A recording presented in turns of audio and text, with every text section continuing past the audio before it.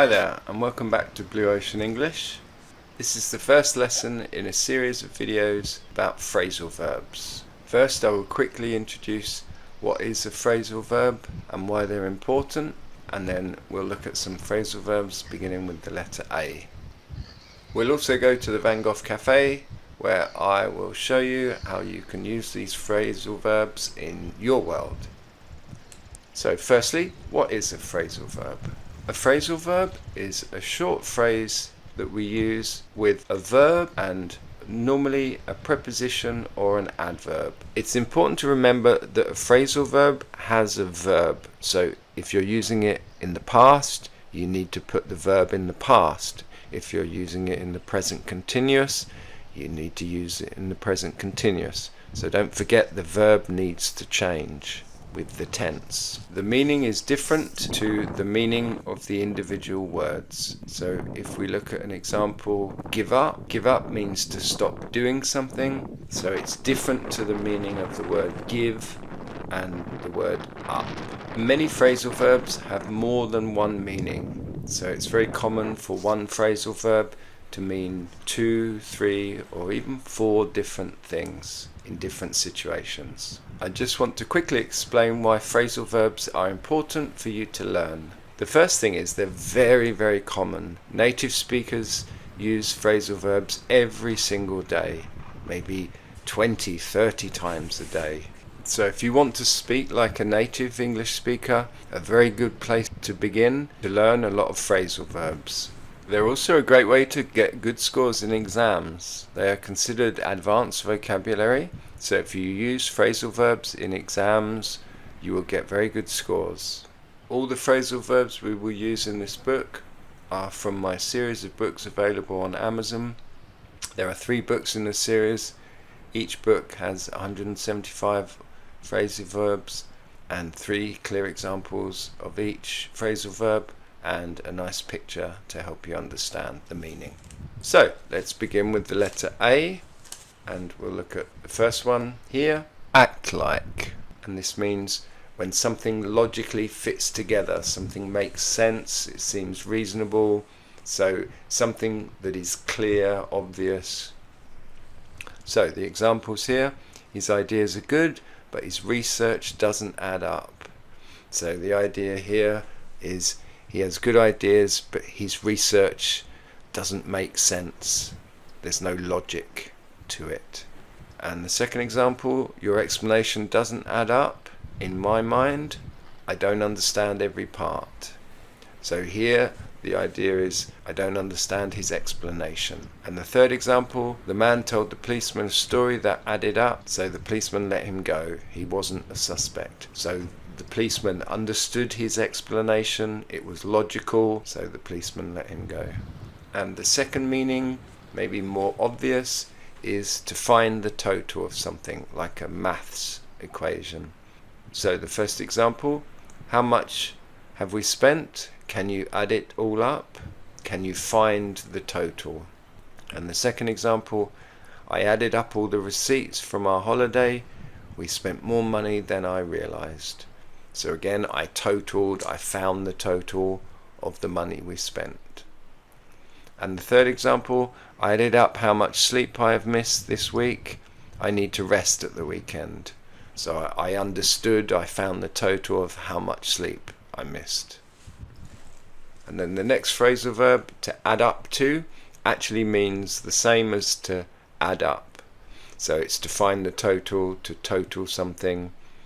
The first example, these invoices add up to £1,200. That was more than I expected. So the total was £1,200. The second example, the revolution added up to a 10-year period of chaos. The country has only just recovered. The revolution meant a 10-year period of chaos. And then the third example, my promotion will add up to an extra £5,000 a year. So I will get, or it will mean, an extra £5,000 a year. The next phrasal verb is to ask around. So this means to ask lots of people the same question. Maybe you ask all of your friends the same question. and that is to ask around. So the first example, I asked around the office but nobody had seen my keys. So I'm looking for my keys, I've lost them. I ask everybody in the office, have you seen my keys? The next example, there was a man waiting at reception earlier. He was asking around to see if anyone had seen you. So someone was in reception asking everybody if they had seen me. And the third example, I will ask around to see if anyone here knows where the museum is. So I'm going to ask lots of people, where is the museum? And the final phrasal verb for today is to ask in, and this means to invite somebody into your house or your office, but normally your house. First example, I asked the postman in for a cup of tea because it was snowing. So it's cold outside and I asked the postman if he wants to come into my house for a cup of tea. The second example, I asked in the old man to help him get warmer. It was very cold outside today, so I invited him into my house. And the third example, can you ask in the next candidate for the job please? So that means, can you invite the next person into my office, please? Maybe for an interview. Now we'll go to the Van Gogh Cafe, where I can show you how you can use these phrasal verbs in your world.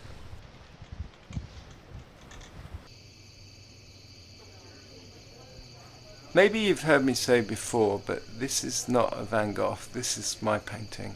I did this, so we can have some fun with moving things around while we're here. And what I want to do is I want to show you each of the phrasal verbs that we've talked about and how you can use them in your world or in the real world. But also I want to show you something really important. The really important thing to understand about phrasal verbs, and the really important thing to understand about why we use them so much, is that if you know a lot of phrasal verbs, if you understand and you can use a lot of phrasal verbs, you can use them anywhere, about anything and anyone.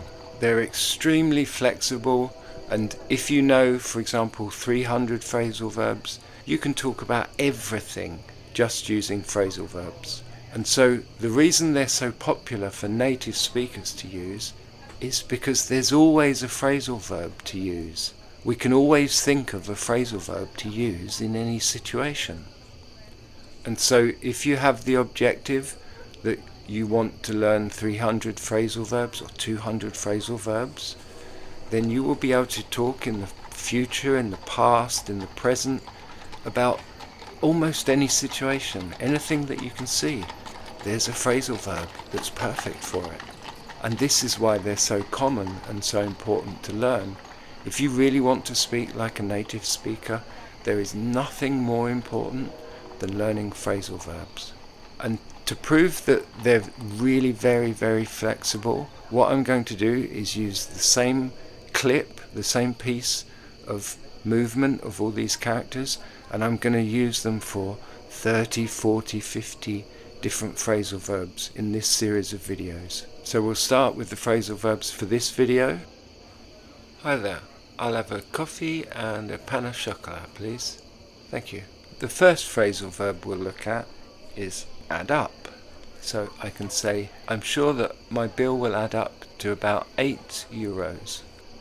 For act like, I can say with this man at the side that keeps walking up and down, maybe I could say he's acting like he is a security or the owner, or maybe he's dangerous. So I could say he's acting like he's a criminal. With ask around, I could ask around the staff or the people who are in the cafe to see if they know this man, if he's the owner. Or I could say the waiter is asking around the tables, the people, to see who would like a drink or something to eat.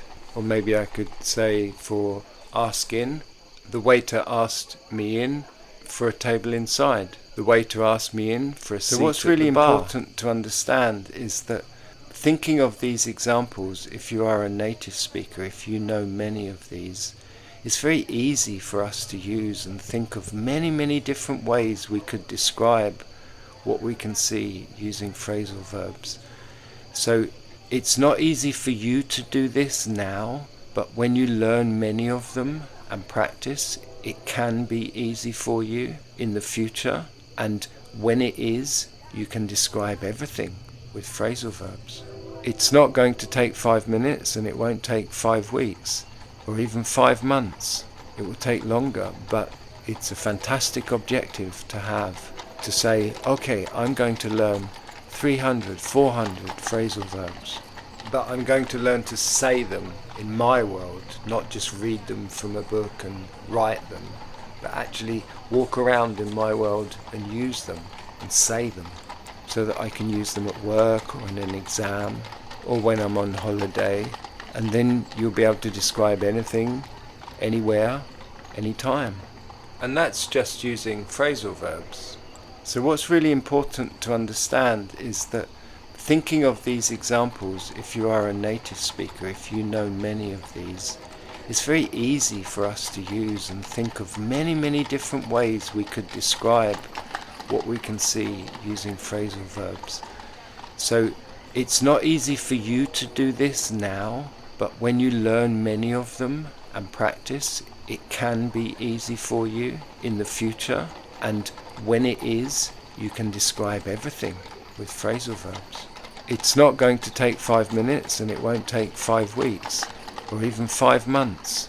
It will take longer, but it's a fantastic objective to have, to say, okay, I'm going to learn 300, 400 phrasal verbs, but I'm going to learn to say them in my world, not just read them from a book and write them, but actually walk around in my world and use them and say them, so that I can use them at work or in an exam or when I'm on holiday. And then you'll be able to describe anything, anywhere, anytime. And that's just using phrasal verbs. Here we are, just another typical English summer day. Just before I go, it's just me doing everything here at Blue Ocean English. So if you like what I'm doing and you want to see more, please don't forget to leave a comment. Maybe you have an idea for a video or a nice background picture that you'd like to see, or share this video with a friend. The best way for you to say thank you is to hit the like and subscribe buttons, and check out my merchandise, all the nice things you can buy, t-shirts, hats. You can also check out our great books on Amazon. There's 3 phrasal verb books, An Ocean of English Phrasal Verbs, each book with 200 examples, a lovely picture, and 3 clear examples of how we use each phrase. And then 3 books for idioms. They're called An Ocean of English Idioms. Also 3 books with 600 idioms, 200 in each book, all with a picture and 3 clear examples of how we use each idiom. Thank you very much for watching, and wherever you are, try to feel English today. Sometimes I feel like throwing my hands up in the air. I know I can count on you. Sometimes I feel like saying, Lord, I just don't care, but you've got the love I need to see me through. Sometimes it seems the going is just too rough, and things go wrong no matter what I do. Now and then I feel like life is just too much, but you've got the love I need to see me through. When food is gone, you are my daily meal. When friends are gone, I know my Savior's love is real. Your love is real. You got the love. You got the love. You got the love.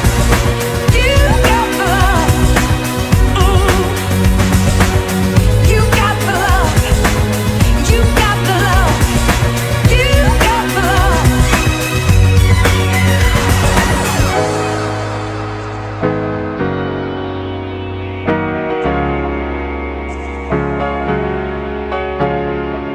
Sometimes I feel like